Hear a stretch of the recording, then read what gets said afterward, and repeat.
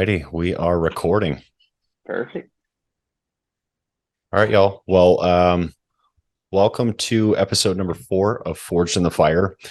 This show was specifically designed to hear from who have achieved a level of success. Life and success are not linear journeys, and our guests will be sharing their journey of how they've walked through fire to be forged into their best selves, the same way a blacksmith forges a lump of steel into a sword. So I've got my good buddy Miguel here, and I'm really excited to dive into this. We both kind of started in our industry right around the same time, working in the same office together, just on different teams. And I've seen his ascent to success, and it's been really cool to watch because Thank you. for a long time you were working with Steve on the wholesale team, and I was working more on the brokerage team. Yeah. And it's just been awesome to see you guys ascend into what you guys have now, running multiple successful businesses, flipping a ton of homes and just out there making a big impact in our community. So Miguel, thank you so Dude, much for thank coming you. aboard. I'm really excited to Dude. dive into this. No, man. Well, thank you. I appreciate that. That intro was probably the best intro I've had. So thanks, man. No, dude, I love and appreciate you. And dude, humble beginnings for both of us. And Yeah. it's been quite a journey for both. Yeah, it has. So I kind of know a little bit about this, but so basically kind of telling you about the premise of this show, like I kind of mentioned in the intro, is that this is all about like life stories. It's not just like Okay. another real estate show. Like a lot of, people that we know, they run real estate shows. I want to dive into your story, your background, some of the challenges that you've been through in your life, and then kind of talk about where you're at right now. So I know you grew up in Mexico, right? Yeah, man. So to go all the way back, I was born in the States, but I was raised in Mexico for 18, 19 years. So since kindergarten, elementary school, middle school, junior high, high school, everything, the whole nine yards, right? My Mhm. whole family's from there. So I was raised actually in a weird small town in Mexico. It's called Nuevo Casas Grandes or Casas Grandes, whatever you want to call it. And that town happens to have a lot of Mormon colonies, Really? which, yeah, Mormon colonies. So you have all the Romneys, the Joneses, Wettons, a lot of people from the United States from the Mormon side that immigrated, I don't know how many years ago over there, and that's where they pretty much decided that this is going to be our home. So I was very fortunate to grow up like not, I'd say not many, but now no Mexicans at all get to be raised in Mexico. And then you have Hispanic friends, but you also have white friends. So it's a pretty cool culture between like you're hanging out with your friends and it's Mexicans, but it's also like my friend Dane, Jordan, Dallas, like Max, like a lot of as they call gringos. So Yeah. that's where I was raised, man. So Really? 18 years, yeah. And we've touched on this briefly, but you grew up on a ranch, right? Or your family Yeah, has a so ranch? my family has a ranch, or yeah, so it's been I don't know how long since I've been to that ranch, but pretty much I come from farmers family. Like my dad used to be a cattle is a cattleman, still is. My whole family has crop fields and pecan trees and peach trees and all that. So Casas Grandes, where I'm from, is definitely a agricultural cattle. Like it's a ranch. There's 16,000 people, and it's surrounded by land that's agricultural ranches and crops and cattle ranches and all that. So pretty much was born into without me knowing until like later on in life, like born into a entrepreneur family Mhm. and a very well driven entrepreneur town where its main people or like leaders in town are entrepreneurs that have big ranches, big farms, and that's what they do down there. Wow, that's really cool. Yeah, I man.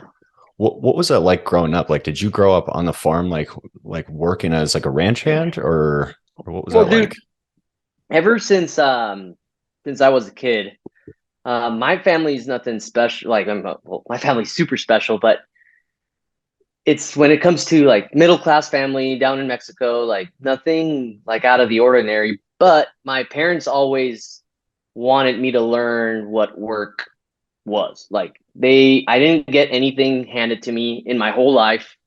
So as soon as I turned about 12 years old, like I went from sixth grade to seventh grade. Before that, I would always be with my dad at the ranch with cattle, doing whatever. But when I turned 12 and I went to seventh grade, my dad was like, "You're going to start working every summer." So every summer, dude, I used to work Monday through Saturday, like 7 a.m. to 6 p.m. And then I would earn $30 a week in On the the ranch, ranch. like on the ranch, like whether it was herding cattle, it was cleaning ditches, it was like cleaning the shit out of the where the cattle drinks water, or on the crops. Sometimes I would be removing weeds. I all that type of stuff, dude. Like just the stuff that hard labor that is like annoying to do that a lot of people won't do. That's what Mhm. I did, dude, when I was 12 years old, That's all really the way to cool. 18. That's really cool. And a lot of people wouldn't think that. But it's taught you the work ethic, I'm sure, that you have now. Would you agree? Dude, 100%, dude. I mean, I remember a long time ago, I used to work for a dude in real estate. That's how when as soon as I got started, and he was talking about like how he's been through a lot of stuff, and like he used to be inside of dumpsters looking for contract. I don't know. He told me this weird story, kind of like talking down to me. And I was like, I didn't say anything, but part of me was like, dude, you don't know me. Like, you've been in dumpsters. Like, I've been in freaking piles of shit, like like shoveling shit, literally, since Yeah, I was 12 years old. So it's like, so yeah, dude, it's crazy. that's super. That is really crazy. I didn't grow up on a farm, but my family is a farm family as well. My mom's side, especially. She grew up on the farm, but moved to the suburbs after I think she was in like her 20s.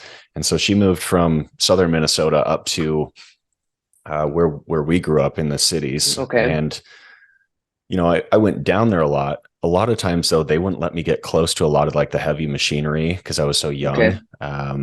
But I always wanted to, and it was something that I always like aspired to be able to do that with them until I got older and moved away, of course. But like I remember driving skid loaders and tractors and whatnot when I was 3-4 years old. Obviously I Dang. wasn't pulling heavy machinery, but Yeah, yeah. they would put me on there and have me steer and stuff, and it was really cool.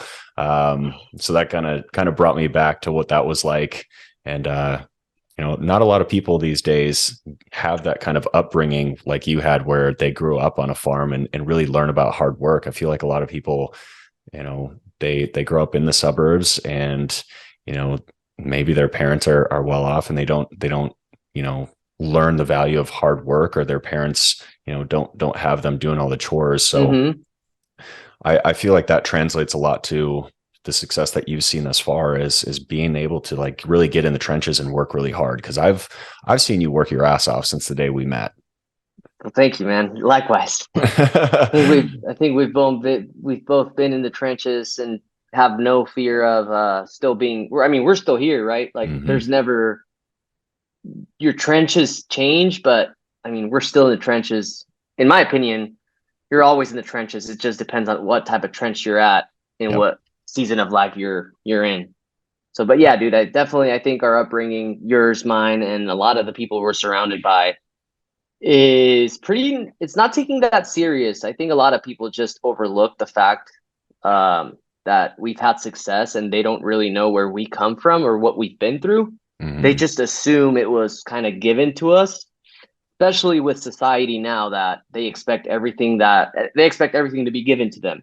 Right. So I think to your point, society now doesn't enforce the values of work ethic or doing hard shit. Like I think if a parent has his kid shoveling shit or in a ditch full of shit and doing that, like another Karen lady would call human services or something. You know what I mean? Like, Yeah. Yep. Yeah. And to piggyback on that, I mean, even though I grew up in the suburbs in Minnesota, it was my mom she grew up on a farm, so she yeah, she made me work hard. I mowed the lawn. Yeah. had to help demo the basement and re-put all that back together when I was 11 years old is when I actually started working construction type stuff. And I wouldn't trade that for anything. It was awesome. Dude, yeah.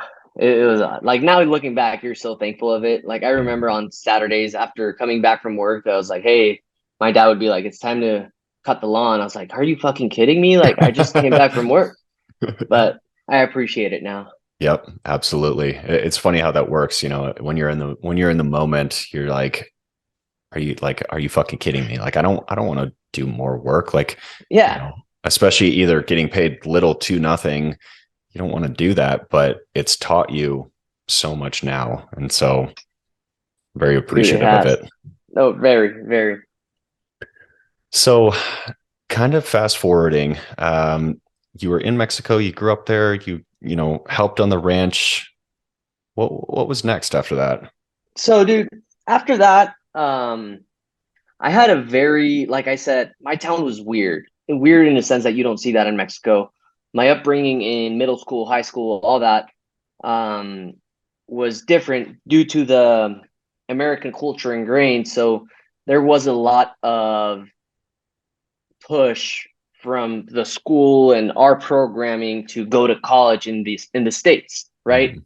Mhm. Um, our bilingual school has connections to certain colleges, especially BYU because of the Mormon community and all that. But we were encouraged as kids and young adults to be like, hey, next step is you need to go apply for a good college, get in there, go to college and go get a job. I mean, next step for me, my Mormon friends went on a mission, the majority of them. But Mhm. so next for me, dude, I went to University of Texas at El Paso for 4 years. Did the college thing, graduated with a double major with honors, did Wow. all that. Yeah, man. So I was all about that life, about dude, that's what I was programmed to do. Is like, okay, go to college, get great grades, double major. I'm gonna get a great job because that's what I saw not only my family, my relatives doing, but other people like that I looked up to. Like my brother, for example, which he's a mentor to me. He's like my idol. He graduated college and went on to get a great job with the United States government. And I was like, dang, like that's pretty cool. Hmm. So guess what? What I went and did, college, double major, honors. And after getting out of college, well, I started to apply for jobs and dude, no job would hire me. And I was like, what the fuck? Like 3.89 GPA, like two majors, Wow. honors. I got one offer from Charles Schwab and they wanted to pay me 22 grand a year. How do you pay your bills with that? I don't know. So obviously I rejected that. In the meantime, while I was looking for a job, I moved after college. I moved back to my hometown for about 6 to 8 months. And then I was just applying nationwide. Like I didn't care. I needed a job. I had bills. Like I had loans that I needed to pay, the Hmm. student loans, especially credit card bills, which is what I used to party down in college. Um, Not only that, I think I left something important out, dude. When I went to college, uh, especially because this podcast is about Fortune the Fire, like a lot of people go to college and that's what they do. I mean, just go to college. No, as soon as I left college, like the only thing that my parents would pay for was the apartment that I shared with my brother, my sister, and myself. It's like, hey, we're gonna pay the apartment. Other than that, like, good luck. Like, it's up to you to become an adult, a human, like, and learn what it is to make a living. So, Hmm. dude, not only did I graduate with honors and double major, all that, I also worked full time all my 4 years in college. I worked at a mattress store selling mattresses and at a tennis shop selling like rackets and shit and other stuff. I was also like, as a side gig, I was also kind of like a chauffeur slash nanny to a couple of kids. Okay. So, dude, I mean, full time job, 4 years in college. That that's how I made a living. That's how I paid my bills, partied, and did all that. Were you taking a full course load when all that was going on when you were working full time as well? Yeah, dude. Wow. Yeah. So I was It's doing all tough. that. Dude, That's it is tough. tough. And a feeling I remember vividly is I used to have a lot of resentment to my friends that would just be at college. Like they would just go to college, like school, and then we'd party Thursday, Friday, Saturday, and like that's what they would do. But my thing was like I would have to go to work on Thursday, exit Thursday night, go party, wake up early, either go to school or go to work, same Friday, same Saturday. And that's because that's when I got the majority of my hours at the mattress store. I worked from 9 a.m. to 8 p.m. on Saturdays and Sundays. So Wow. I was like resentful towards like why do I have to do this while they don't? And now looking back at it and seeing again, it's like, dude, I am so grateful I went through all that shit and again drove my work ethic, drove my ambition, which got me to where I am today in a way of like mentally. Yep. Yeah, I know exactly that feeling too of, I when I went up to ASU from Minnesota, I was there only a semester, and I left because I couldn't afford college. My mom, she had just gone through bankruptcy and foreclosure right before I was leaving for college.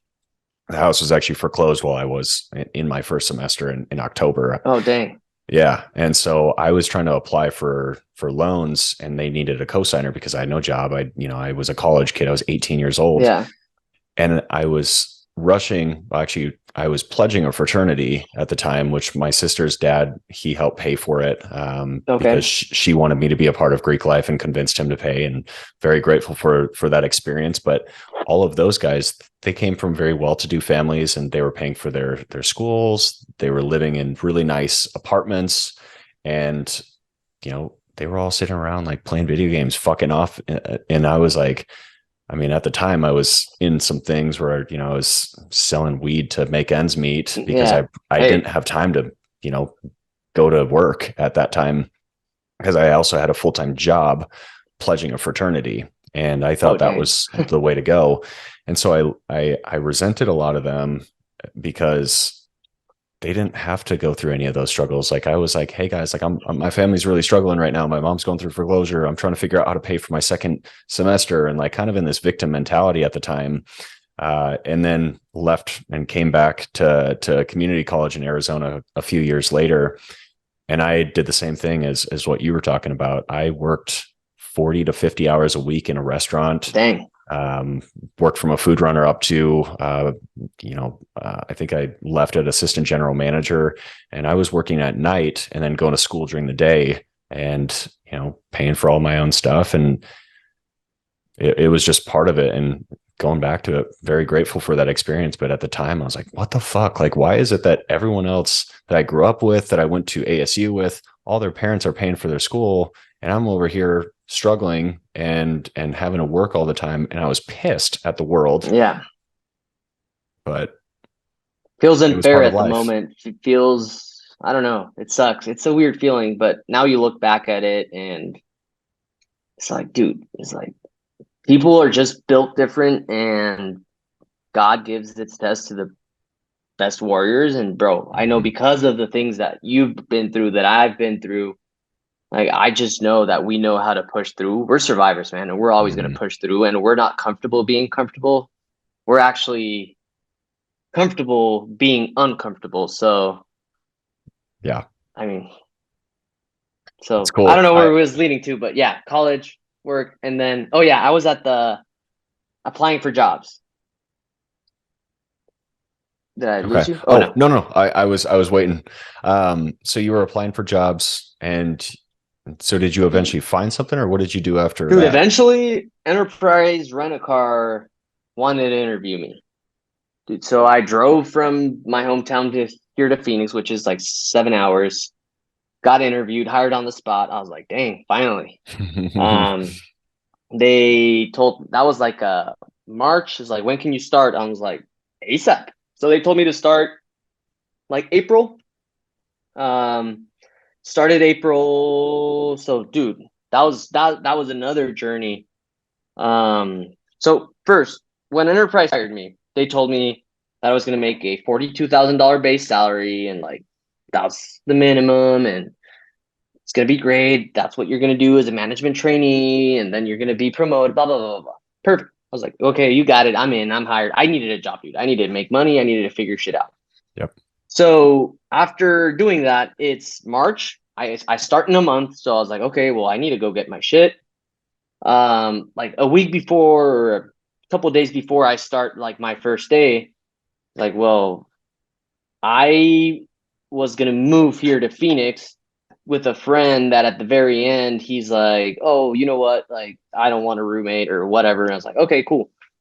And he kind of turned his back on me in a sense where I had no one. He's the only dude I knew from Phoenix. So coming here in my freaking Volkswagen Jetta with my bags and stuff, I knew no one. I had no money. Like literally, I had no money, so I couldn't go afford a deposit or get an apartment. I couldn't do anything. So I knew I had a relative, kind of like an uncle that lived here. So I called him up. Like I was already in Phoenix, and I called him. I was like, "Hey, like I'm here. Like, is there any way I could crash at your spot? Like my aunt told me that you have a 2-bedroom apartment. I just need it there, like for 30 days, so I can get some checks and go get a deposit and go get an apartment." Mm-hmm. And yeah, man, like I did that. So I crashed at his place for 30 days, like air mattress, like had literally nothing. Got paid like twice, like so in a month, like like 4 biweekly payments.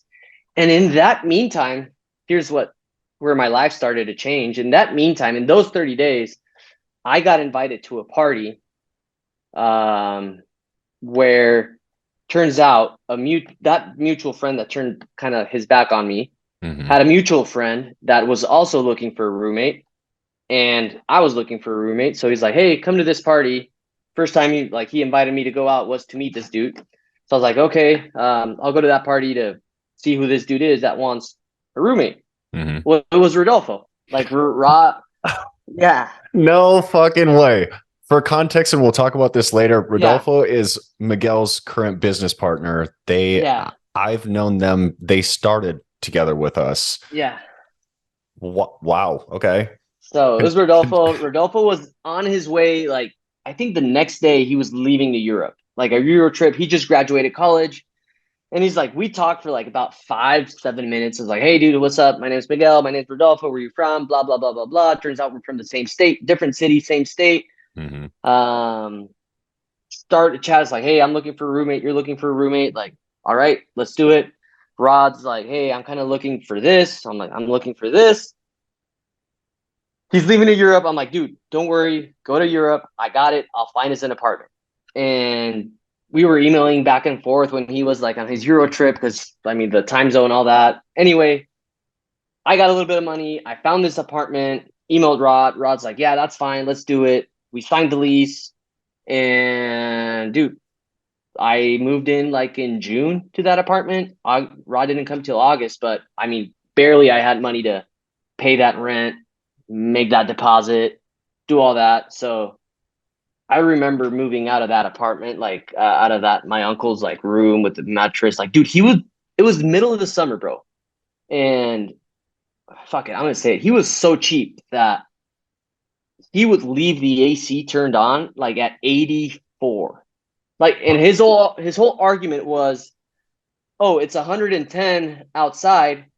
If you come into this apartment and it's 82, 84, it's good. So, bro, like, just imagine sleeping on a fucking plastic mattress for 30 days with no AC, and the freaking house didn't have fans in the bedrooms. It was miserable, dude. It was like Holy like shit. those 30 days they sucked, dude. Dude. Now thinking of Oh, it and like, he didn't have Wi-Fi and he didn't have TV. oh my God, dude. Yeah, dude. Dude. I mean, I know a lot of people go through much worse. Like to a lot of people, that's blessings. But dude, like it was tough, man. Like coming with no Yeah. money, nothing, just like going and figuring it out, dude. When you moved into your first apartment, what was that like? Because there Oh, had to dude. be like a complete feeling of relief or Well, something. dude, it was like, I mean, one of the best feelings ever because I've never had something besides my car, but moving to an apartment, it was a decent, like a very nice apartment in downtown Phoenix. Uh, dude, it was like brand new kitchen, like concrete floors. I just remember the apartment vividly, like black, like high traffic carpet in my own bathroom. I was like, dude, this is amazing. It was just, dude, I enjoyed. I mean, I love Rod and he's right here next to me, but those 2 months where I was by myself, June and July, like in my own apartment, it was like amazing. Wow, dude, that's Also, living with Rod was amazing too. what's up, Rod? He can't hear you. He's just laughing. Oh, yeah, that's wild. So, okay. So, and so to kind of backtrack, you were working for Enterprise, got your first apartment, and did you find real estate soon after that, or what was the No, next dude. progression? So I obviously started working at Enterprise, found out that everything they tell you in the interview process is complete bullshit. Like they told me I was making 42 grand a year. I was not. I was actually making 14.50 bucks an hour, $14.50 an hour. And in order to make $42,000 a year, which is the salary they promised, I needed to work 60 hours a week. So 40 hours at about 14 bucks an hour, and then 20 hours get paid times 1.5. So I'd get paid like 22 bucks an hour for the extra time. Wow. That's so they tell you if you come and work 60 hours a week every week out of the year, you'll make 42 grand. Well, obviously they don't tell you that, but when you do all the math, that's how much you make. That's some bait and switch. Oh, dude, but I was there for a year. I mean, dude, made some good friends, good relationships, hustled. I mean, I and the shitty part is branch managers get paid on net profitability of the office. Mm-hmm. So they don't want you working extra time. So they'd be like, "No, Miguel, you've already worked 40." And I was like, "Hey, dude, like I need my extra hours." Like it's like, "No, no, sorry. I mean, you can get 4 or 5 hours this week." So it was kind of like a tug and pull. But dude, after Iraq, was there for a year, didn't like it. I was miserable, bro. Like I hated that job. Um, and to this day, I still have not friends, but people that I know that when I started there, they're still there in the same fucking branch, in the same position. And I'm like, bro, like, can't you see that? Like, So what are much you more out doing there. in life, dude? Yeah, like, what are you doing in life? Have you know? And that's when you realize, like, people just have different ambitions, ambition levels. Like, they don't, they're not personally developed. They don't invest in themselves. That they're like tunnel vision on what the world tells them. Like, hey, keep your job, do that. Don't fight. Don't want for more. So I was like, me 5 years later or 6 years later, built like seeing what I've built, what I've done, and then going to rent a freaking car at an enterprise branch, and then seeing this dude or lady, it's like, holy shit, like, dude, you're still here? I was like, what the fuck? Like, so it was crazy. But anyways, after enterprise, I quit enterprise because I found another corporate job at a nonprofit organization where my job was to solely raise funds for kids that wanted to go to private school that couldn't afford it. So my was raising tax credits from people like you or other people that didn't want to pay state taxes. Mm-hmm. You could pay the nonprofit organization and you get a tax credit. So that was my job for 6 months. It was even Cool. worse than freaking enterprise. No, it wasn't cool. Oh shit. No, dude, because I found out like I was super excited about this position because one of my goals later on is to help homeless people and have a charity of some sorts, especially the homeless. That's where I want to focus on. But I was like super pumped because dude, holy shit, I get to help people. And then finding out the nitty gritty about how nonprofits work, dude, I was like, shit, like this is worse than for-profit companies, bro. Like Is it seeing how high executive officers just exploit the shit out of other people's money for that's intended for other people's good use and or the betterment of their lives, bro. They just waste their 10% that they can on freaking high salaries, expensive offices, expensive travels, expensive dinners. It's just insane, dude. And I wow. saw it at a minimum level of a small nonprofit that, uh, dude. So I was like 5 months there and I'm out. Wow. With that, was it that you saw that? Because I think with nonprofits, you only have to dish out 10% to the cause that the nonprofit is for, right? The other No, so 90% could be it's expenses, or is it no, the opposite? it's the other way around. So Okay. let's say you go raise 10 million bucks. Well, now you have $1 million to spend in a way like for you to run your business. Well, if it costs you 100 grand to run your business, your nonprofit business, well, you can pocket yourself 900 grand in operations or whatever bonus you want to call it, and that's yours, and that's 100% legal. Wow. Did you know Rolex was a nonprofit? I did know that. Yeah. Yeah, That's so wild.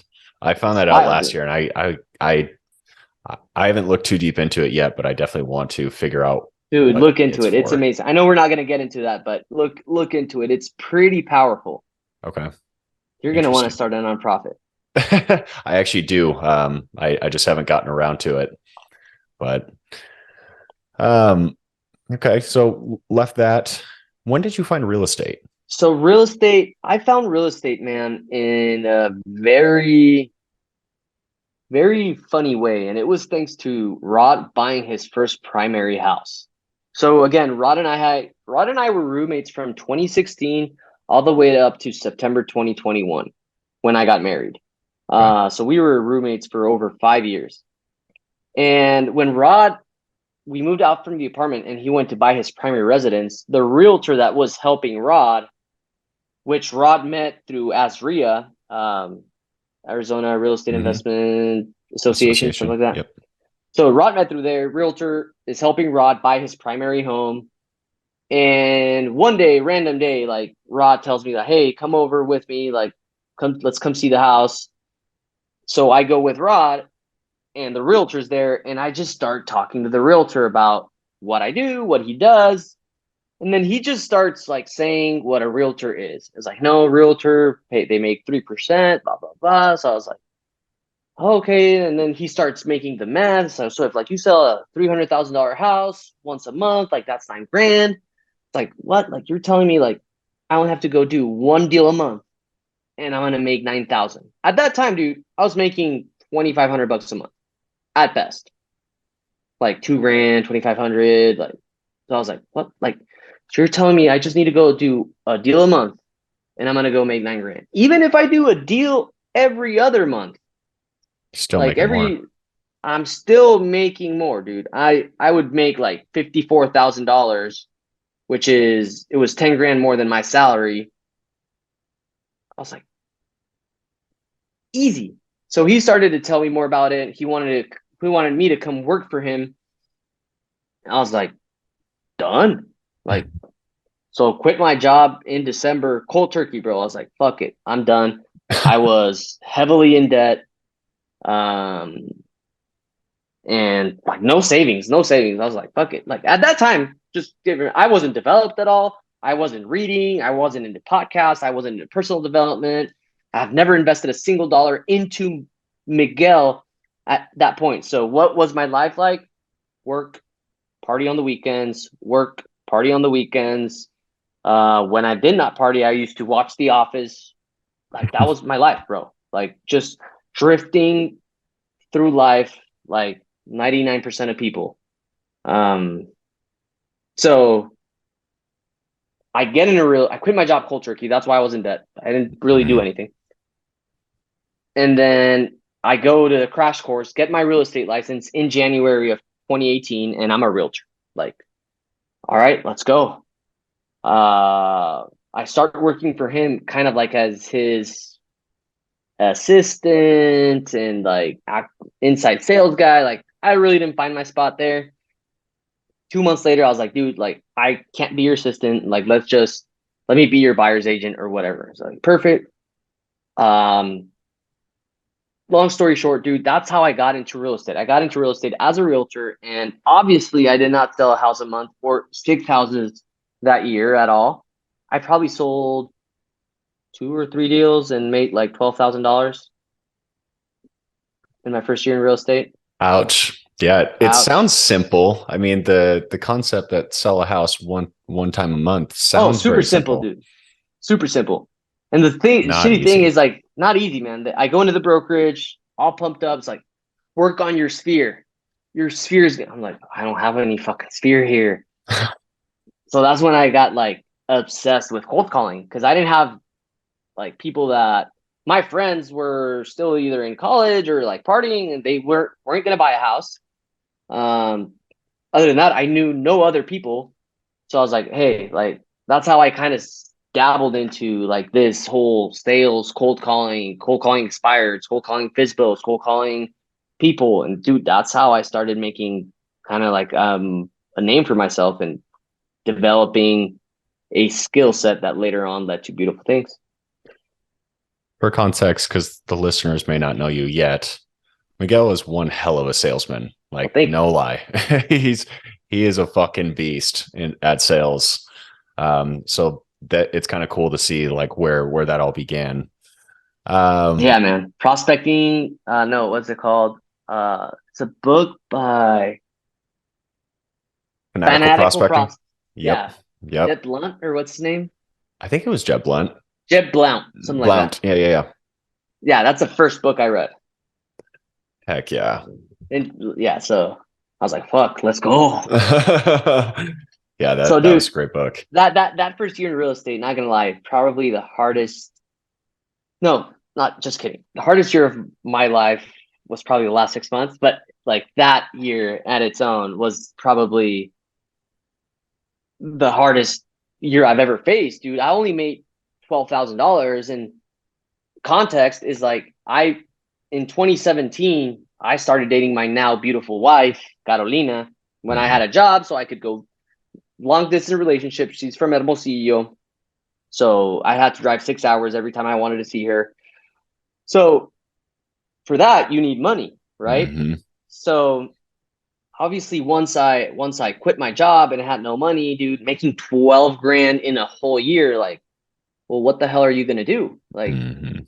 and in doing that, quitting my job, I remember this conversation with my wife was like, babe, I'm doing this. I promise you, my level of attention, me visiting you, like my care towards you will not change. Like, doesn't matter if I have no, like, it won't change. She's like, I'm here to support you in any way I can. Like, she didn't even demand that of me. I just like told her. Mhm. So in that full year in 2018, where I made 12 grand, like, dude, I was still a present boyfriend. I was still the man like she fell in love with no money. So what did I do?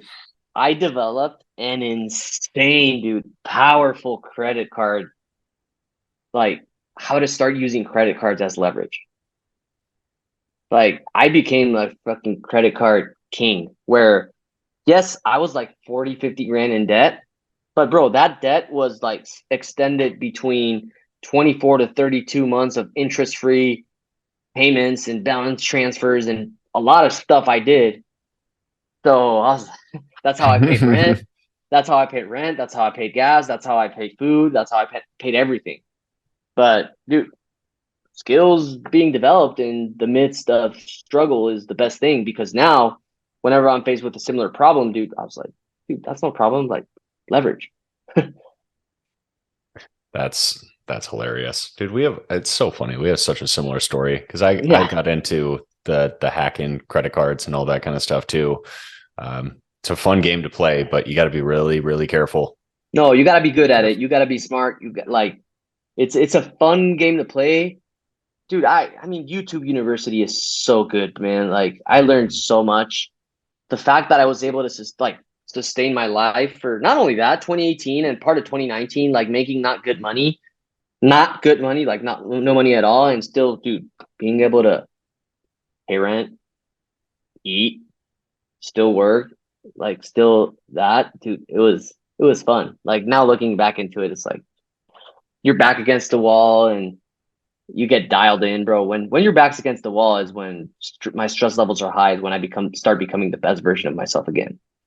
Facts. And that's so true. And I hope that people really listen to that part because a lot of people will take challenges as holy shit, like I'm really freaked out. But you can turn that into such an amazing piece of your life where it's a catalyst to turn yourself from just like, holy shit, my back's against the wall, I don't know what to do, to you guys will find out in a little bit where Miguel's at. And No, dude, but anybody that has the drive and the determination is willing to make the sacrifices can get pretty close to that. dude, 100%, time. man. And it's all about what happens. It's not what happens to you. Everything happens for you, right? And we'll get into like all the stress levels that we've been through right in the last 12 months and all that and what it's done. But I think the way that you come out of difficult, or how you react and how you face everything that you're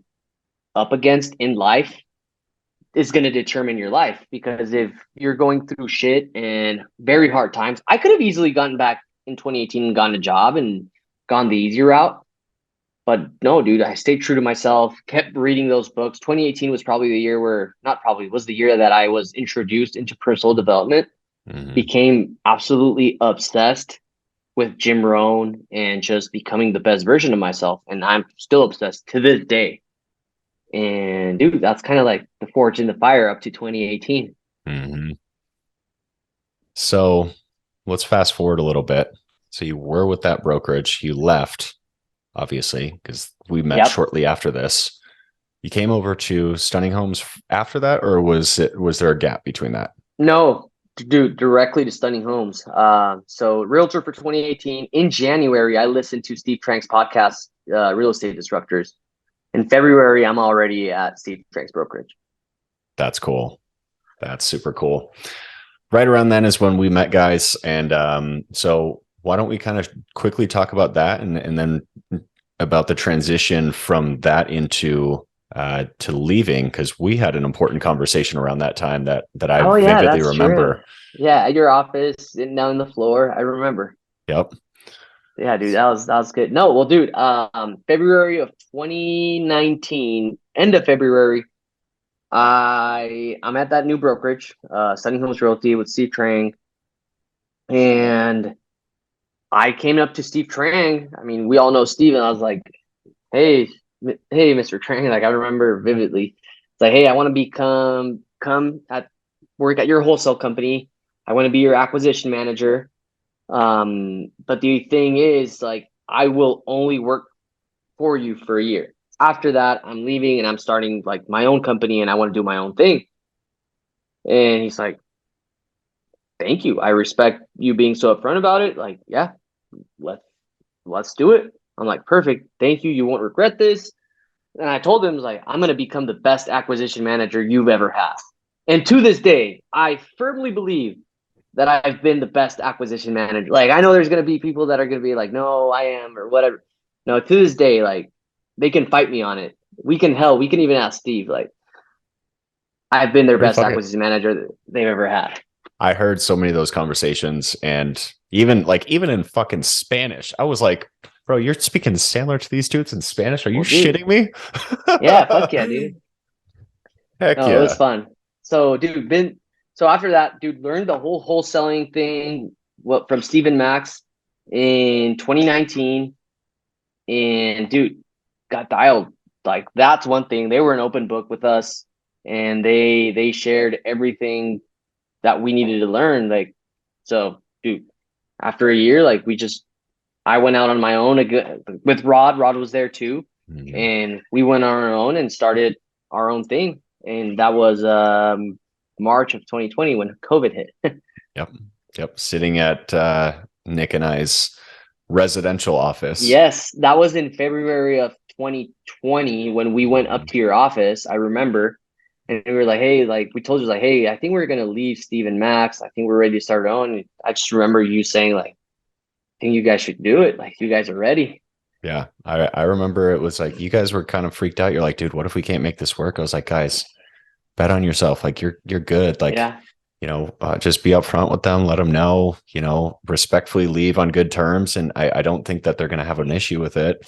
And you guys left, and still to this day, like, I've heard Steve even say on some things, talking about it, and he wishes you guys nothing but the best. No, dude, I know, and we talk every once in a while, and dude, have a great relationship with Steve, and I love him to death. And dude, he was a big part of is a big part of my success to this day because of meeting Steve Trang and him opening his doors to his operation and his life, and just viewing businesses and investing in yourself in a completely different way that I've never seen before. Dude, that is one of the things I definitely learned from him too. Like when I was an agent, just an agent, and I think my first year I made like maybe 20 grand, something like that. But I remember like hearing him talk about like personal development, and we had our Tuesdays. Every Tuesday he would do like a training with the whole office. Yeah. And he would say things like he was in like these masterminds and in these coaching programs, and he had spent well over six figures on his personal development. Yeah. I was like, oh my God, dude, I can't even Dude, fathom that amount of money. Like, what, are dude, you serious? 100 big facts right there. That's the first time I ever like got a glimpse of like, oh, like I never knew this even existed. Like people paying $30,000 to join a mastermind, or paying $12,000 to Darren Hardy for a program, or like I didn't 20 even grand know for a people. strategic coach. Yeah, I didn't even know people would do that. Like I didn't even know people charge that amount of money to be like to coach someone, right? So then seeing firsthand Steve do that, I was like, okay. And then Steve poured all this value into us, which, dude, insane productivity, the Mm-hmm. entrepreneur roller coaster, Sandler, Yeah. just his coaching, dude. It played a huge role in developing myself into sales, finance, business, entrepreneur, like everything, dude. So Matt, props to Mr. Steve Trang. Likewise. Likewise. So you guys left. Did you get immediately gain traction after that, or what was the transition period like after you left? No, dude. So we left next week. After we leave, COVID hits. Like COVID, pandemic, like everything gets shut down. So we're like, fuck, what are we gonna do? Thankfully, the first week we left, we did two deals. Like we were able to wholesale two deals. So we got like a little bit of it, not much. It was like 12 grand between the two deals.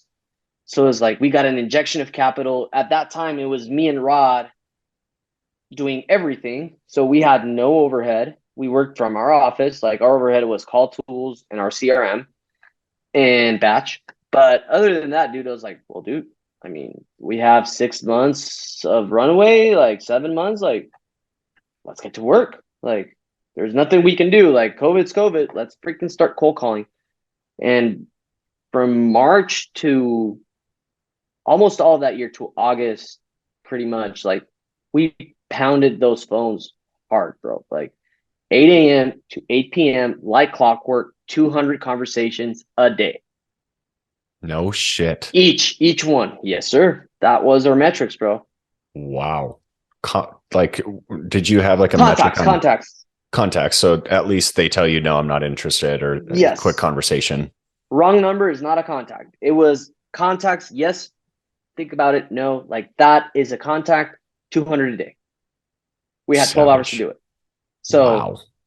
dude, that's how we started getting a lot of people, dude. A lot of people are not willing to put in that work. And that's a lot of like, how did we gain traction? Well, yeah, imagine 400 contacts a day by two guys.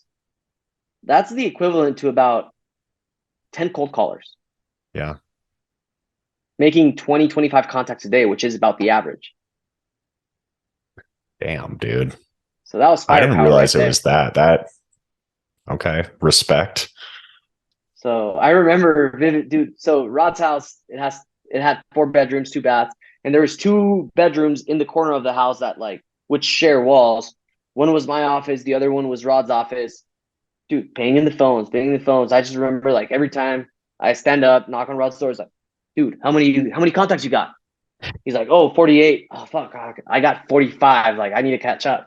So it was that, man. And then the first months were tricky, like no many deals, like people didn't know what was going to happen. No one was buying houses. Like the flippers Nobody. stopped buying until we sold one deal, which was a mobile home to Jack Iman, which we made 18 grand on, which that money was what, like, holy shit, like we got 18 grand. Like we paid ourselves like 2 grand each. And then all the other things, dude, we poured into texting. Like we started not we kept doing our 200 contacts a day. We hired one VA to send text, because you remember batch used to be like you'd Yep. have to Click to click. Yep. so hired one VA to send text. And dude, we started just getting traction. Every yes from the text, we would have the same VA filter it, do a web form, add it to the CRM, tag us, so we'd call it immediately. Like we would stop our cold calls and then we would tag the tech. We would call the text lead. And dude, and that's what we did constantly until we started to gain traction. At one point, we downgraded our contacts because we were so busy with texting to like 100 contacts a day, which was still pretty good. Mm-hmm. And then we were texting about 20,000 texts a day. Wow. When texting was amazing. When texting was amazing, dude. So we made the best out of it. When it's like, dude, just a lot of people were like, oh, we're sending 5,000 texts a day. I was like, well, we're sending 20 a day. Yeah. We reinvested, I'd say, which now if you tell me that, I'd probably say I was wrong based on profit first model and all that, which is another whole story. But Mm-hmm. we reinvested probably 90% back into the business and the marketing. And dude, that's about summer when we started like doing a decent amount of deals.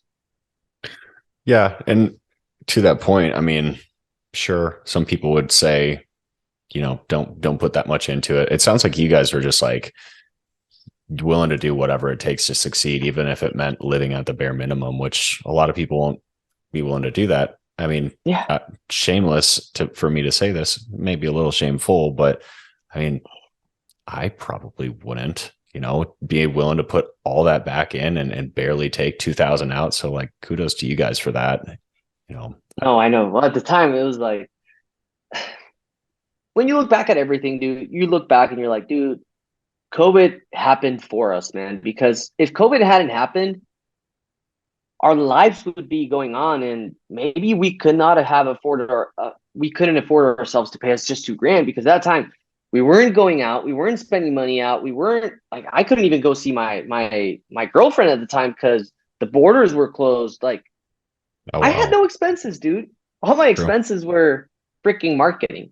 Like, but I know we're getting into real estate, but dude, I just wanted to like give the audience perspective of like the amount of work that we were willing to do and the amount of shit we were willing to eat to be able to move forward. And then in the middle of summer of 2020, when we started slinging deals, is when I already knew Templeton Walker. So to give context to the audience, Templeton Walker is our other business partner, which he's amazing. He's not only a business partner, a brother, but a mentor to me.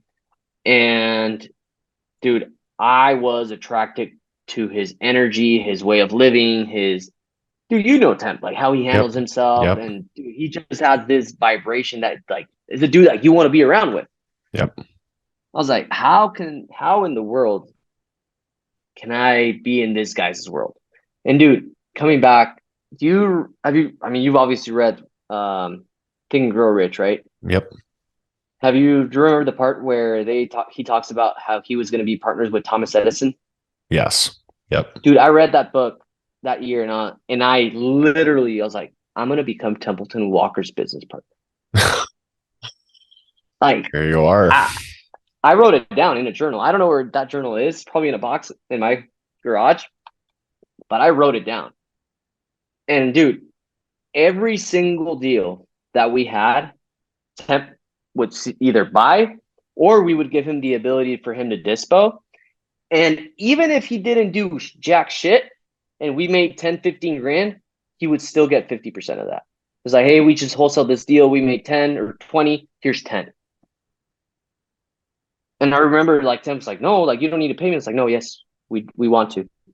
And just by doing that constantly, like providing value,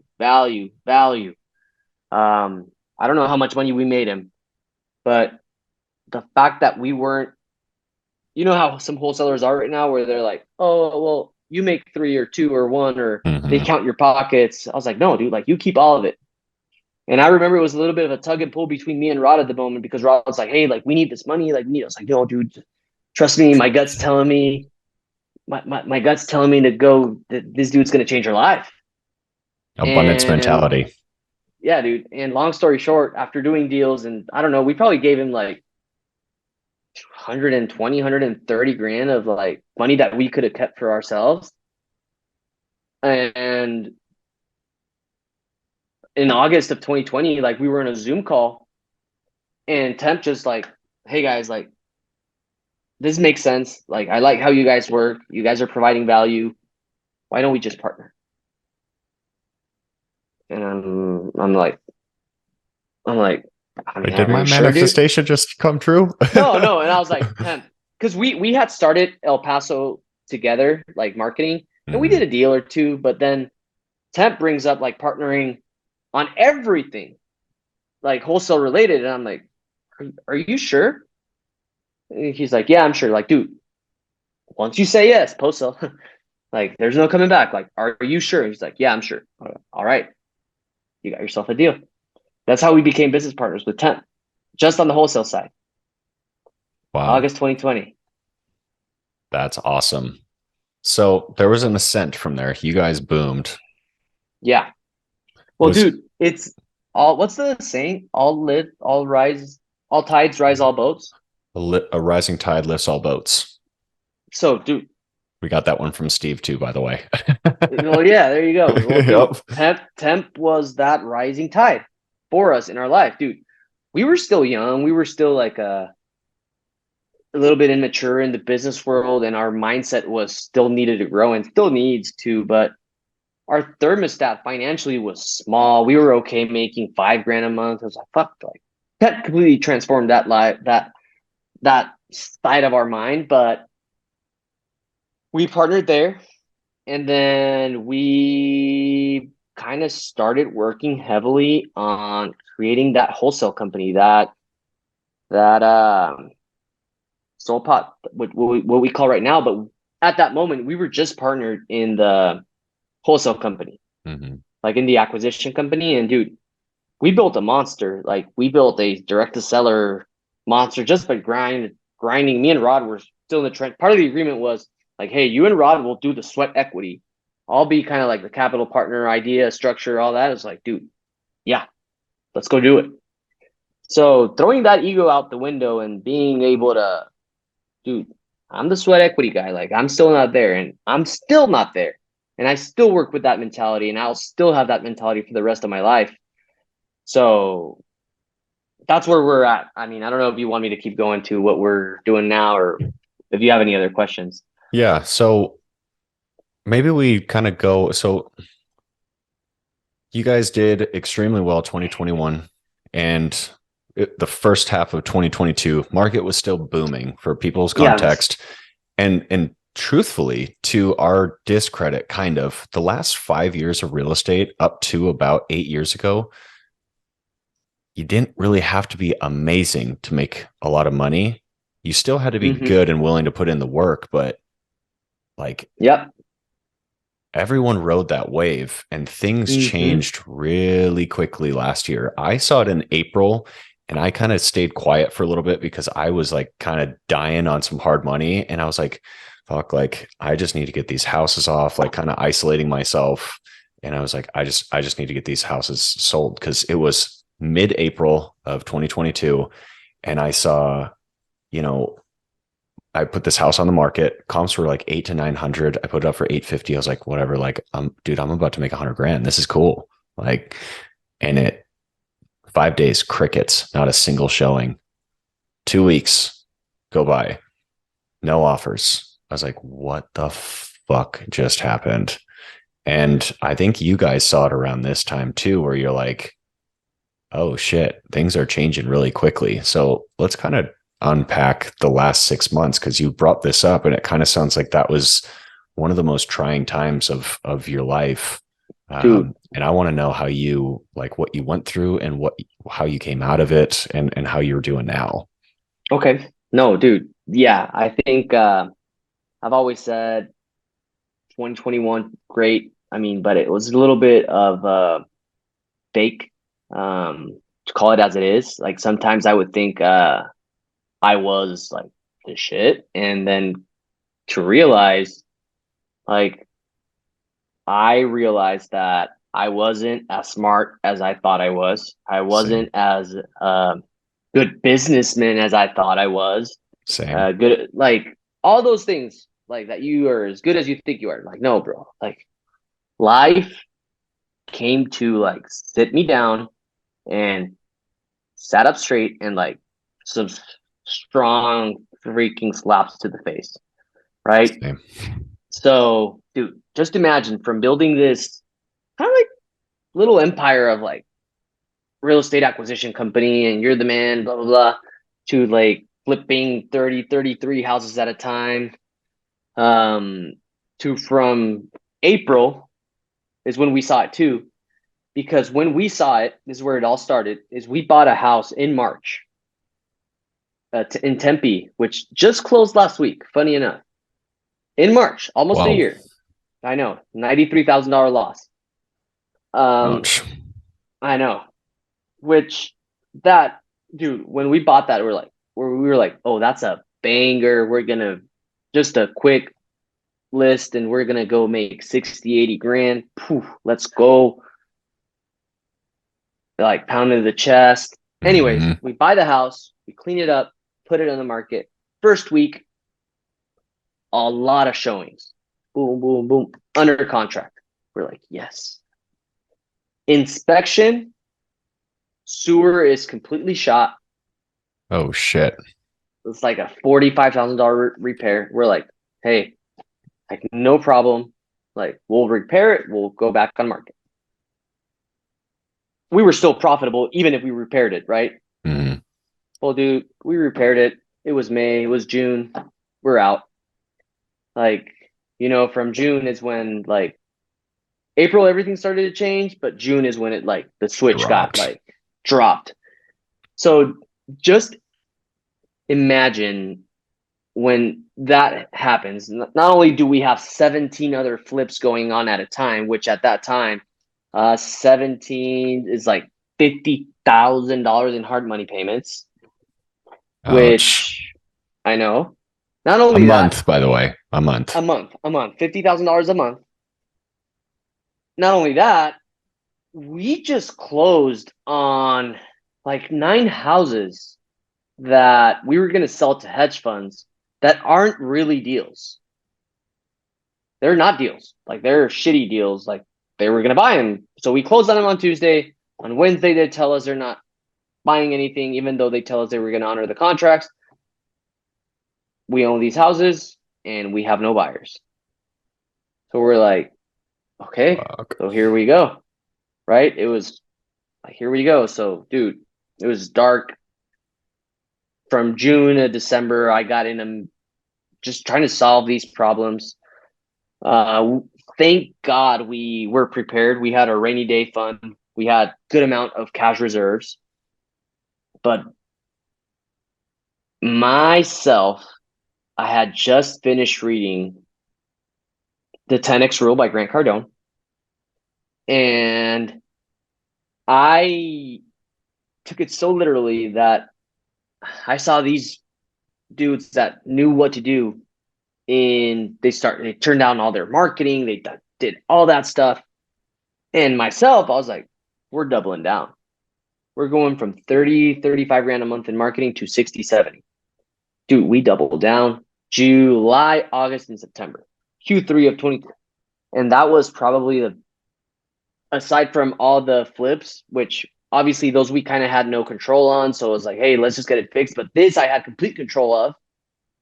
So we spend a good amount of marketing on that, which yielded zero, like, I don't know the exact percentage, but no returns, right? Right. No one was buying. We were contracting houses left and right, which were smoking deals. No one was buying.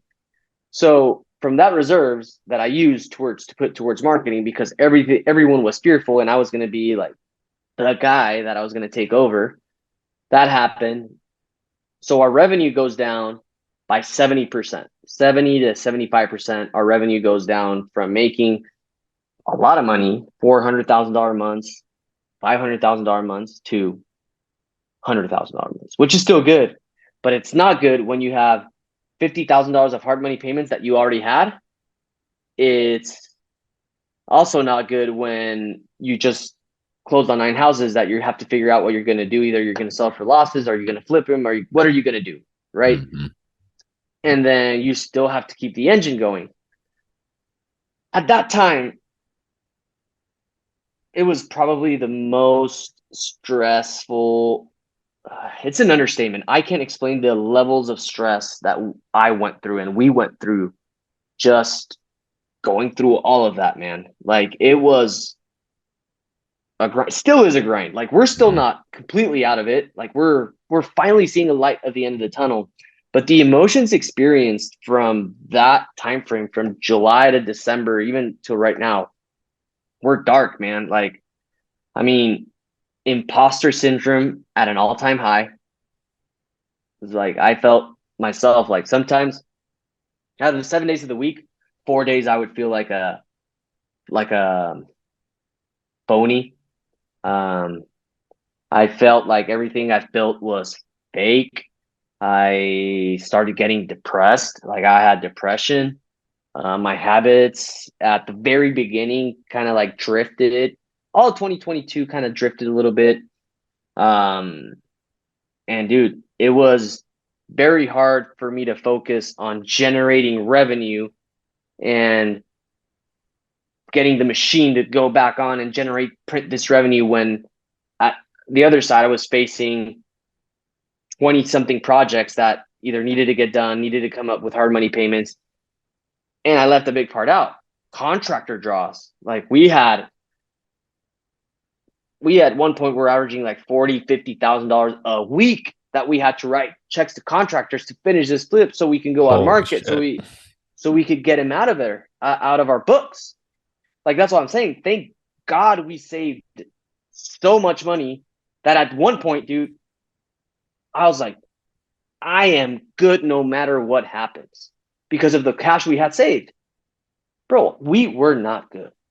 Oh, Like, it goes like that when things it turn as goes, no, quickly. dude, yes. And me especially, underestimated like how much cash really is needed. And I know people say cash flow's king, all that. Don't, dude. Like, cash will always be king, because whoever has cash right now is winning.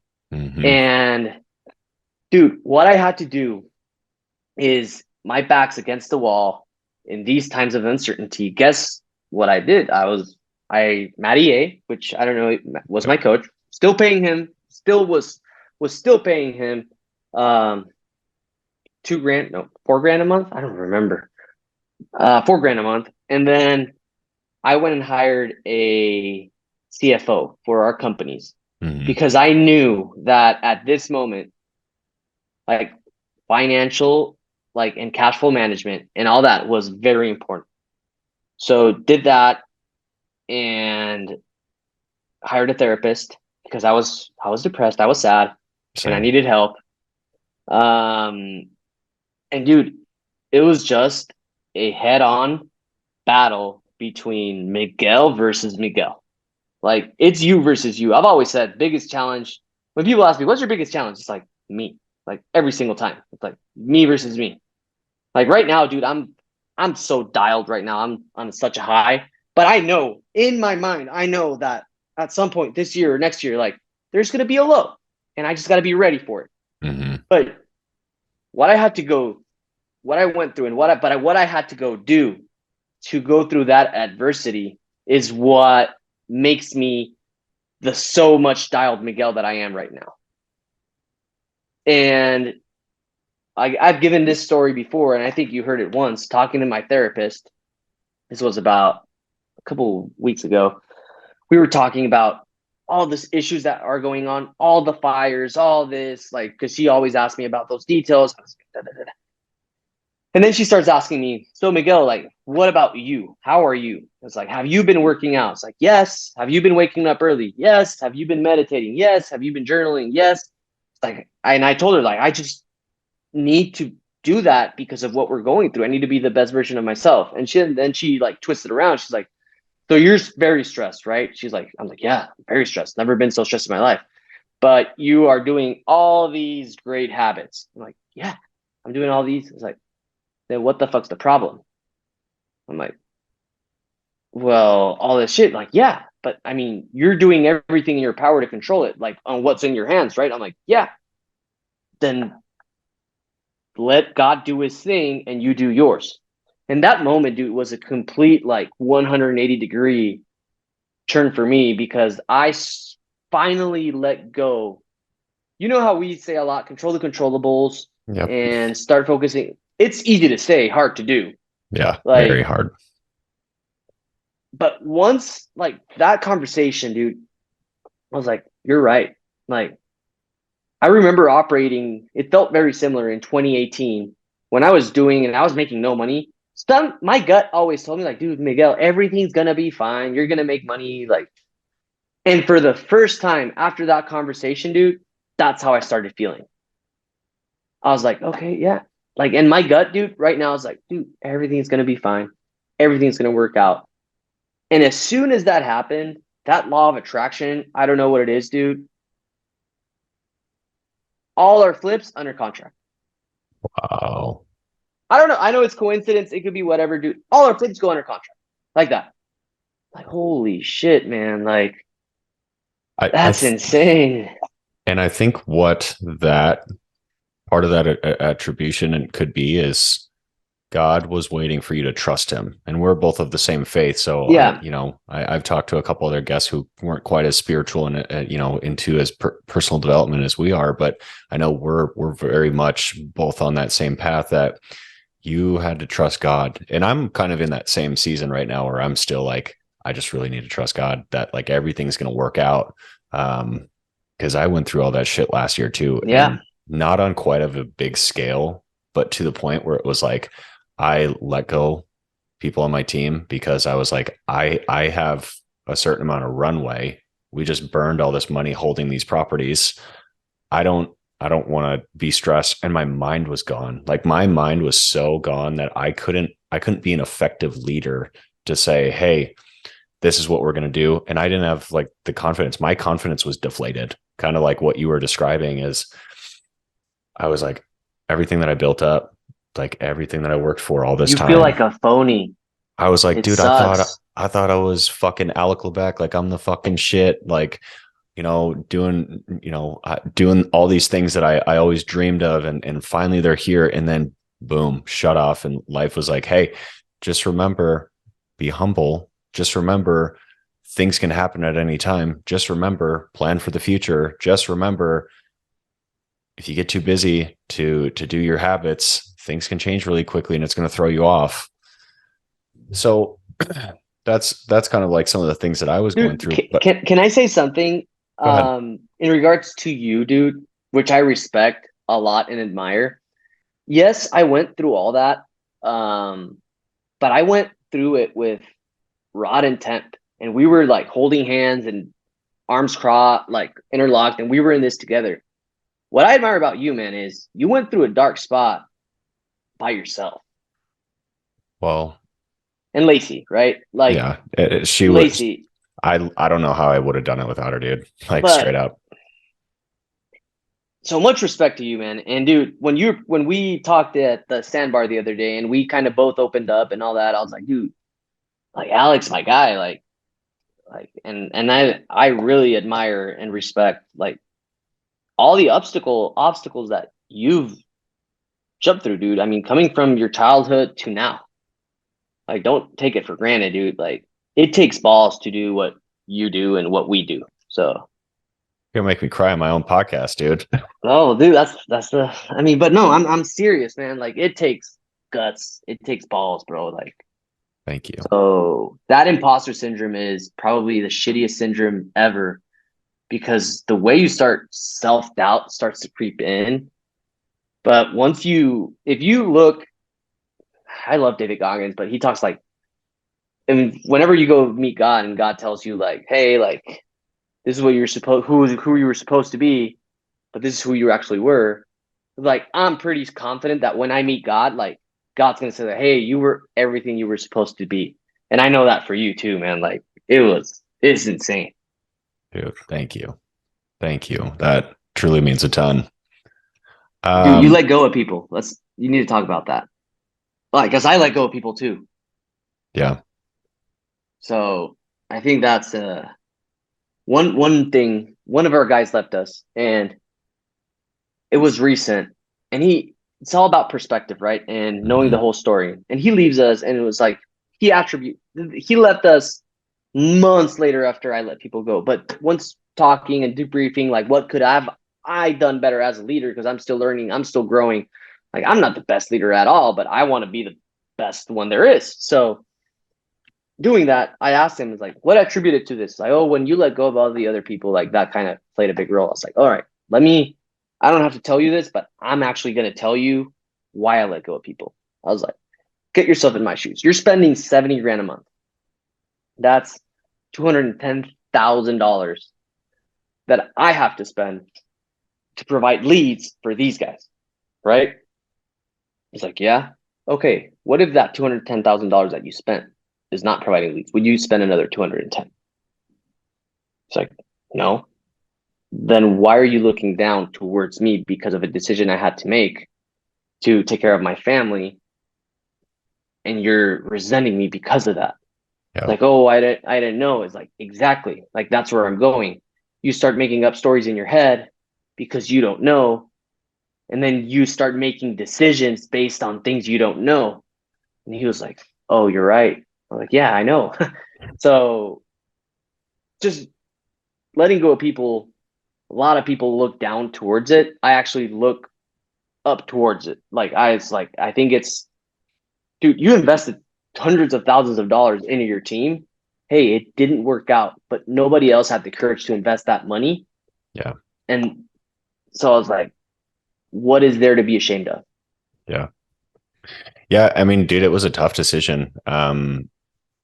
Because it wasn't just like, a lot of the guys in our industry, their people are fully on commission only. I Mm-hmm. had base plus commission and an office and the marketing, and I had the hard money payments and all the risk of the flips, just same as you. And I was like, hey guys, like I love you. And like I don't want to do this, but like I don't have a fucking choice. It's feast or famine right now. We're going into Yeah. some really dark times. I just bought my first house. I have I have a family now at this point. I have things that I have to take care of. And like I can't let this go. I'm sorry. And Pause, bro. dude, it was really hard to do, but I recently talked to two out of the three of them on the phone, and we had a great conversation. There's no resentment at all anymore. Like Oh, dude. and it made me like I got off the phone and I went and told Lacey. I was like, oh my god, like I just talked to Alec and Eric. Like blah blah blah. She's like, well, how was the conversation? And I was like, it was amazing. Like it was so great to talk to them and just know that they're doing good. Because at that point, like I could have kept them on, maybe. Yeah, I probably could have, Yeah. but I don't think that I could have provided them the same opportunities when I was in that space of deflation. No, 100%, dude. No, dude. And same, dude. Like, I still talk to my guys. They're my brothers. I love them. I think they're coming back. It's just they understood the situation. If you're clear about it and you know that you're coming from a place of love, like, they're going to be fine. Yeah. I want to So, talk about a couple things, and we can start wrapping up here soon. sweet. When you were going through all of that, what was like the head trash that you were telling yourself? Dude, so the biggest head trash that I was telling myself was imposter syndrome. Again, coming back to it, was I had built businesses, I had built frameworks around businesses, I had automated businesses. I had created business from the ground up. And the biggest trash talk I was telling myself was that I couldn't ever do that again.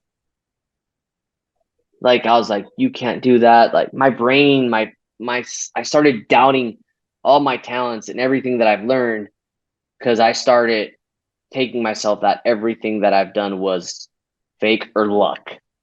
So that was one big thing that, and dude, I just overcame it. Like these last 2 months, dude, especially like you saw that I partnered with Templeton across all the Hmm. companies. So Yep. now we're partners in everything, dude. And in a matter of actually 30 days, if like just part of December and January, I've got those businesses freaking dialed from finances, framework, everything, dude, structure, like, and it was like, dude, I needed that opportunity to again prove to myself that I am worth it, that I am capable. So now I'm on a high. Like I was like, dude, bring me any business and I'll freaking turn that shit around. So that was pretty. I know I kind of went on a tangent, but trash talk wise, imposter syndrome, that I wasn't worth what I had created. That's a hard place to be. Been there I too. know. Yeah, dude. So it How was did it you was kind of hard. how did you turn that around? What steps did you take? So dude, that one was a big step. Like just taking the challenge head on these new ventures or these businesses that were already there and getting them structured and creating a framework and financially and all that. That was a big, big confidence booster to me, to where it's like, hey, you're still capable. Like you're freaking good at this. And on the other hand was, dude, I've been consistent with my therapy sessions, like working on this with my like psychologist on everything. Mm, Dude, I had no idea how everything that I do, like I always knew, but not to a higher degree of like how much my childhood and everything impacts everything I do right now. And I'm working on all of that. And also, dude, fitness, made a big commitment this 23 to change my fitness. Like when I met you, I was fit. I remember like mm, I was super strong, super fit. And then 2022, I drifted for on my fitness, on my health, all that. Really, I was a little chubby. And dude, I got dialed this year, and in 30 days, dude, I've dropped 18 pounds. wow. And I've always been in very good shape, but I Yeah. wanted to get in better shape. And so I started doing 75 hard, and that was at the beginning of this year. And I was still in like a really depressed state, even up to like the last week of December. I started doing that. And dude, I can't even tell you how quickly my life has started turning around. Like maybe like all the money that I want, it hasn't started coming in yet, Yeah. but the confidence has come back. The feeling of like, dude, I got this. Like People, it's dude, insane. exercise, fitness, and health will change your life. Dude, and even as simple as just like being disciplined enough to do the hard things. Like dude, I'm a sugar guy. I love Yeah. candy. I love donuts. I love cookies. Not having them and like actually pushing past that temptation. I'm like, oh shit. Okay. I guess like I can push myself to do hard things. And now Yeah. I'm like, I'm even pushing myself in work now where I'm like, I'm not quite making 200 contacts a day, but like I'm making 100 calls a day. Like, That's pretty good. yo, like I'm But you the, have other responsibilities. That's why. I mean, at that point, like yeah. that was my only responsibility, right? Dude, yeah, I think exercising, taking care of your health, health is wealth, man. And it all starts in the head. And if you take care of yourself, you're going to be just fine. But dude, people need to learn how to, people need to understand that taking care of their brain, whether it's with therapy, exercise, meditation, journaling plays a big role in my life, dude. Mhm. I think every time I stop journaling, I can feel it. Yep. It's just those habits. What are your lead habits? For me, it's that exercising, praying, journaling. and putting good thoughts, whether it's via books or podcasts, into my brain, Mm-hmm. and I'm gonna be good, like Yep. no matter what. So that's how I overcame all that shit. Still going through it, like we still have high stress levels, still have shit we need to go through, but on a completely different mindset, and we're operating at a different level, all three of us. So it's good to see, and it's that gut feeling of that everything's going to be okay is back. Good. I'm happy to hear that. Thank you. Likewise. Thank you. All right. Couple quick questions as we wrap up here. I got about maybe 5, Cool. maybe 10 minutes left. Dude, Success and purpose. How do you define success? success in purpose. Perfect. How do you do success? For me, it's always been something different to something difficult to interpret, because I really believe that success comes depending on the season of life that you're at. Like Okay. success to me right now at 30 years old wasn't definitely like wasn't the same level of, or the same meaning when I was 25, right? Because Mhm. when I was 25 and I needed to make money, for me success was money. Now at 30, like when married, like it's not about money. Like making money will bring you X amount of joy. It's about the process of who I get to be around, whether it's my wife, my business partners, and all that. And it's the journey of doing that. So for me right now, it's all about quality of life. Like if I can figure out how to have a good quality of life and be present with my wife, hopefully have a baby soon, and be with my business partners, which are my brothers, that's success to me right now. I don't know 5 years down the line, 10 years down the line, what success is going to look like for me. It's all about the journey for me. It's all about what I want, or what I want at the present moment. That's what success is for me, to be completely honest. I like it. What's your why or the purpose that keeps you going? Dude, I think similar answer. I think my why changes constantly. Right now, dude, it is to be able to provide for not only my wife and future family, but also to be able to like retire my parents and create generational, not like, yeah, generational wealth, but more change, change the life of those who impacted my life.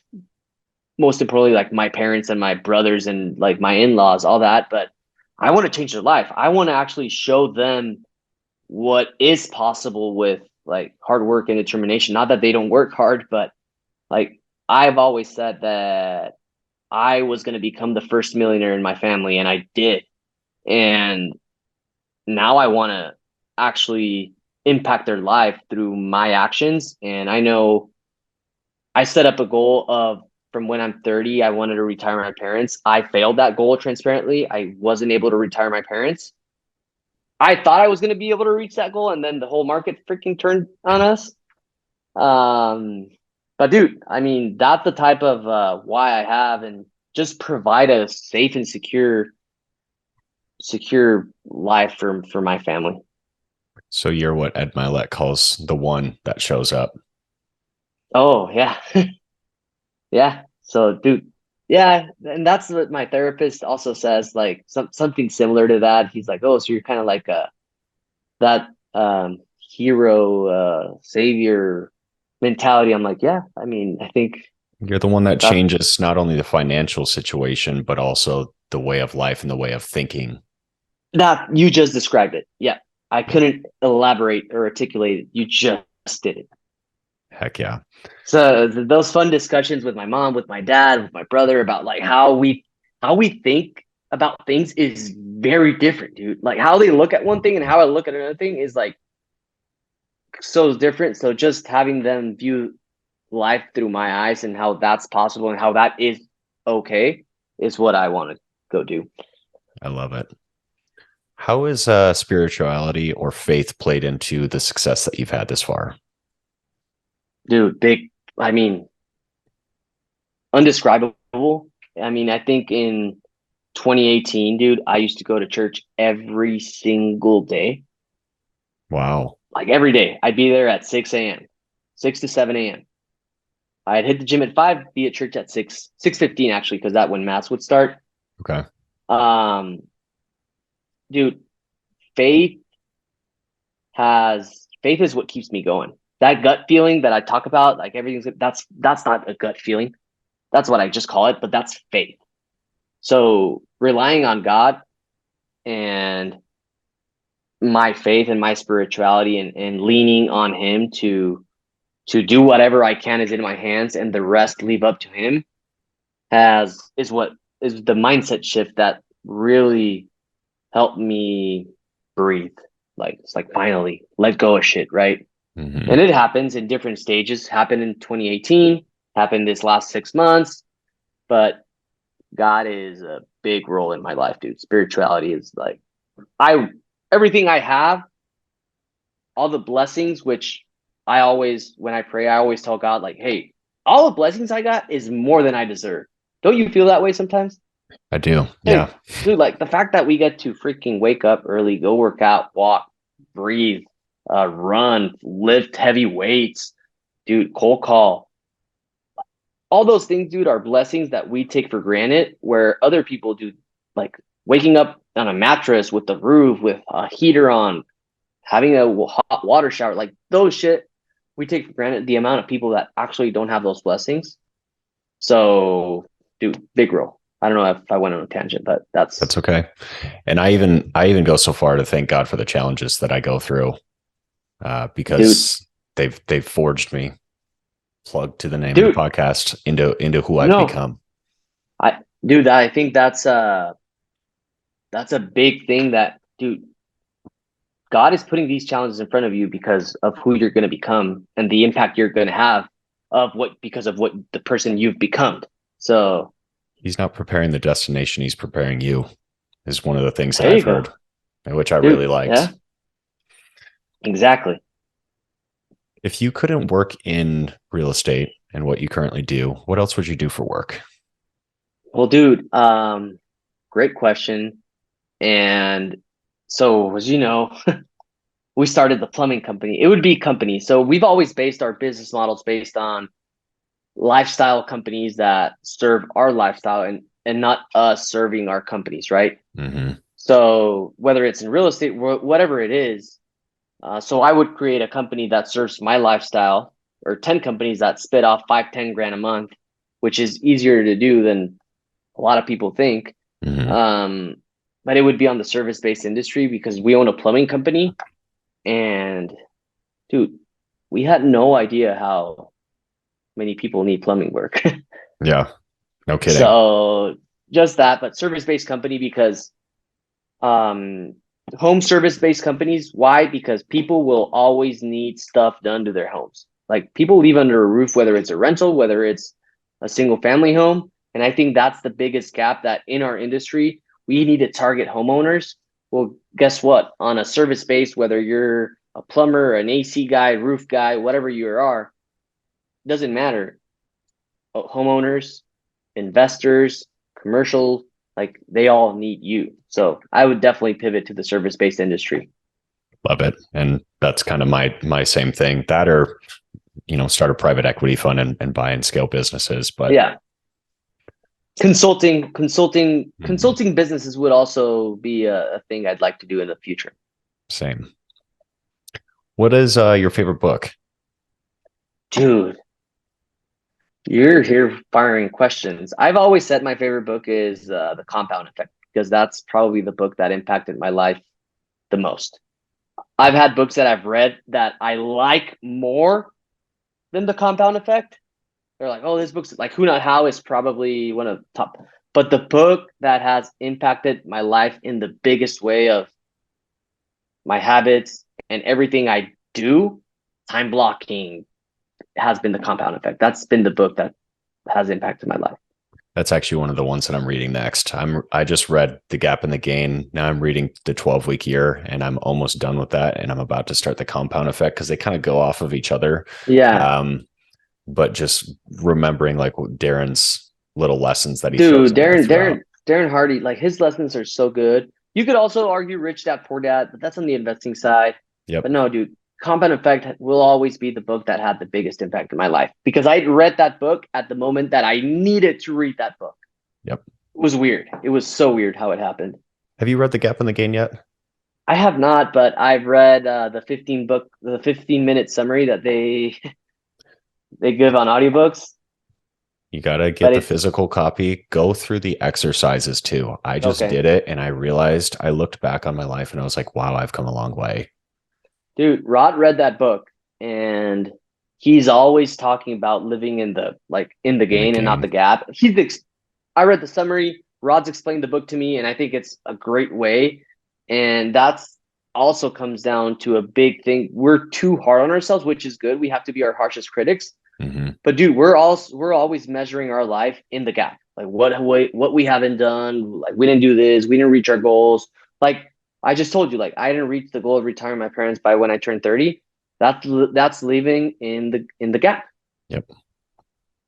So You need to read that book. And I'll read that book. I promise. where you're at right now will even amplify everything else that you're working towards. Okay, I promise that's my next read. I'm reading one right now called Rigging the Game. Have you read it? I have not.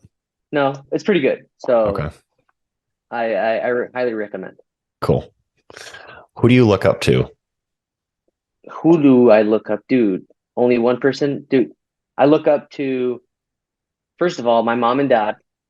I think they are insanely beautiful human beings that have changed my life and will always be there for me. Look up to my beautiful wife. She's my number one fan and biggest supporter.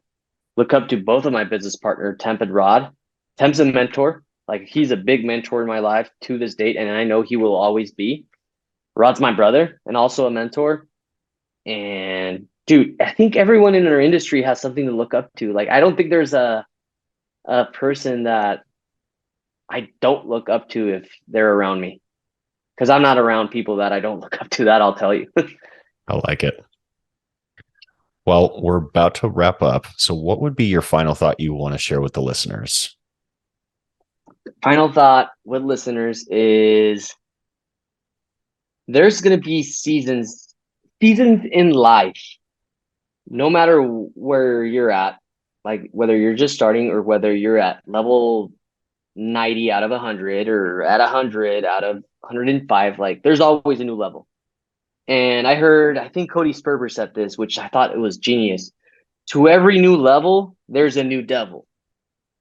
So be prepared to always be facing struggles. If you're just starting out, be ready to eat some shit. Like be ready to and enjoy it. Like the most delicious shit you've ever had or like faced, right? But to every new level, there's a new devil. And just know that whenever you're facing adversity, or you know that you can feel when a challenge is coming up. Like we all felt these last 7, 8 months, like, hey, we're up for a new challenge. But you know what was weird and what got me excited? And I even told Rod and Temp this is like, after this is done, like which we will be over it, I know, and we'll get through it. Like, I can't wait to see what we come out of this. So enjoy the process and face it head on and just be excited for the person you're going to become because of that 6 months or a year down the road. And yeah, man, I think that's what I'm going to leave the listeners with. I love that so much, dude. And we've always been just like we've thought so similar, and this truly was one of my favorite conversations I've had so far. So Thanks, man. Likewise. thank you. Final question. If the All listeners right. want to connect with you and learn about more about you, where can they follow you? Where can they find you? Where can they connect with you? Dude, well, they can find me on my personal phone number, 602-800-9995. I always give out that number. That's what changed Pace's life. Smart man. Yeah, dude. But Instagram at miguelprado.v. I think my TikTok's the same. YouTube, SoulPod. Yeah, dude. IG, text me through you. Like I'm an easy guy to get a hold of. I'm not hard. Heck yeah. Awesome, But man. thank you, Well, man. Appreciate it. I know we took a little longer than an hour on Oh, this dude, it one, was but such a good conversation, man. dude, I think that there's so much good, or there's so many good nuggets in here that I hope the listeners will take away, and I hope both of us will take away from this as well. So with that said, I will see you very soon, and thank you for the conversation. Thank you, man. I appreciate you, man. You know, I love you, appreciate you, and dude, we're here. Love you, brother. Have a great Love day. you, man. You as Talk to you well, soon. man. Bye bye. Bye.